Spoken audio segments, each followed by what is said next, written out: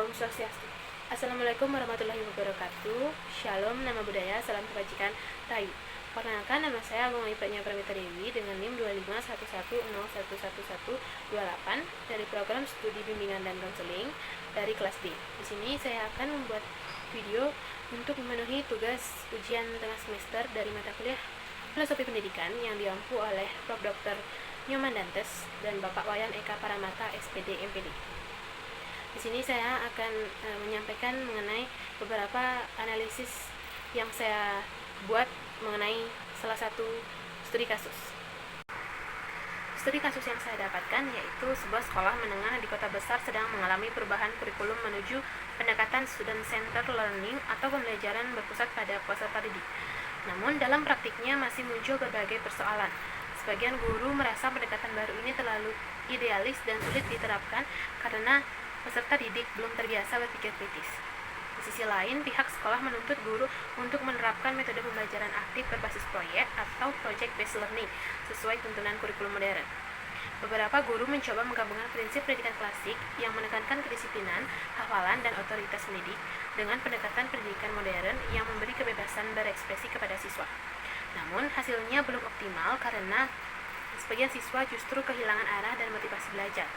Pihak kepala sekolah kemudian membentuk tim refleksi untuk mengkaji ulang dasar filosofis dari kebijakan pendidikan di sekolah tersebut. Apakah pendekatan yang digunakan ini sudah sesuai dengan hakikat pendidikan, dan apakah arah kebijakan ini memiliki fondasi filsafat yang kokoh dan relevan dengan kondisi masyarakat saat ini. Dalam studi kasus yang telah saya sampaikan tadi, di sini saya akan menganalisis 5 hal. Yang pertama itu hubungan antara filsafat dan pendidikan dalam kasus ini, serta bagaimana pemahaman filosofis dapat membantu guru menentukan arah dan tujuan pembelajaran. Yang kedua, menganalisis hakikat filsafat dalam implementasi pendidikan modern dan menjelaskan bagaimana pandangan filsafat dapat menjadi dasar bagi kebijakan pembelajaran student center. Yang ketiga, menguraikan bagaimana pengetahuan dan ilmu pengetahuan dapat menjadi fondasi dalam pengembangan metode pembelajaran yang relevan dengan tuntunan zaman. Yang keempat, meninjau kasus ini dengan 3 landasan filsafat ilmu yaitu ontologi, epistemologi, dan aksiologi, dan menjelaskan bagaimana ketiganya dapat membantu guru menyeimbangkan antara pendekatan klasik dan modern. Yang kelima, membandingkan secara kritis teori pendidikan klasik dan modern dalam kasus ini, serta manakah yang lebih sesuai untuk diterapkan dan apa alasannya.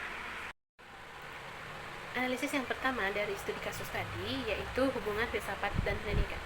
Filsafat memberikan dasar pemikiran tentang apa itu pendidikan dan hakikat, tujuan, dan bagaimana proses pembelajaran sebaiknya dijalankan.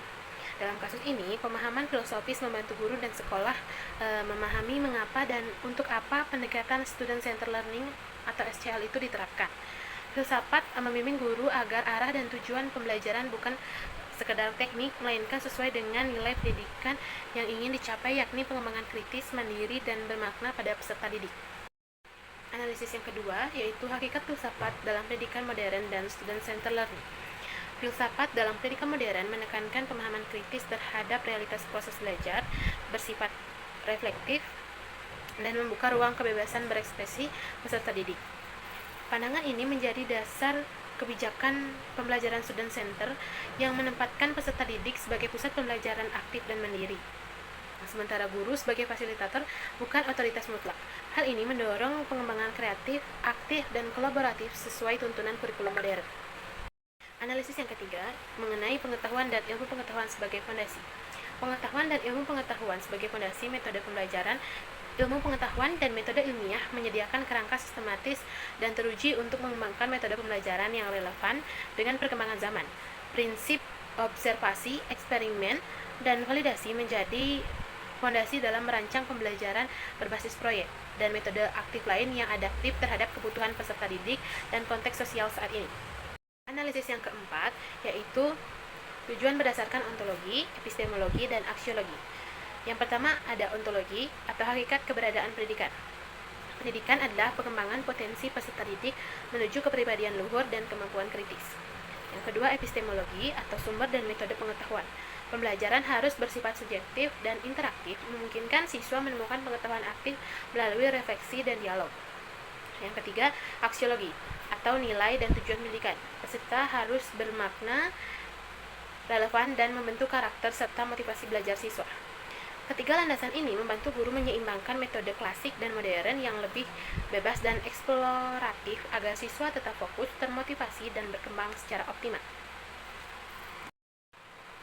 Analisis yang kelima yaitu perbandingan kritik teori pendidikan klasik dan modern. Dalam perbandingan kritik teori pendidikan klasik, itu berfokus pada disiplin, hafalan, dan otoritas guru, cocok untuk membangun dasar pengetahuan terstruktur tetapi cenderung kaku dan kurang mendorong kreativitas. Sedangkan dalam modern, menekankan pengembangan potensi peserta didik secara aktif dan kolaboratif, lebih relevan dengan tuntunan zaman dan kebutuhan masyarakat, namun perlu pengaturan agar siswa tidak kehilangan arah.